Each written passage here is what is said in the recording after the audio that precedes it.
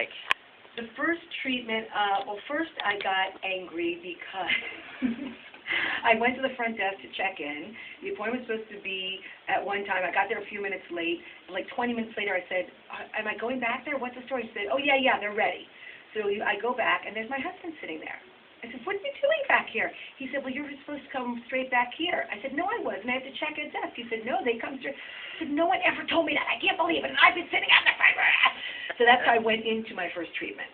So knowing, me, I walked into the technician. And they're like, how are you? I'm like, I am not good. I said, I've been sitting out there, and I didn't know I was supposed to come back here. They said, you're not supposed to come straight back here. I said, oh, so I just get to be angry at my husband? Okay, then I'm okay now.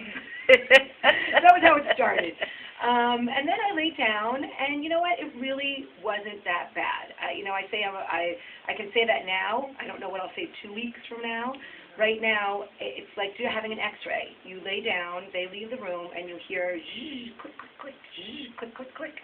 And you don't feel anything. I mean, at one point I kind of saw the laser beam going across the ceiling onto the ground, which is kind of cool.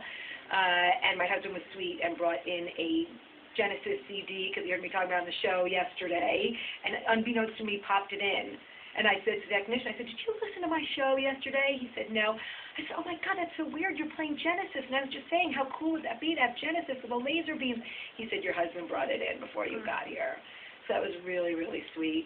And that was it. And that was done. So it was about 20 minutes. My radiation is a little more complicated than most because I always like to do something different. And so it was a little bit long, and my neck hurt a little bit from the angle that I have to hold it at because we don't want my chin to be radiated. And that was it. And I was done, and I said, okay, see you tomorrow. So not so bad. Day one, really not so bad. That's very great. You're a good story.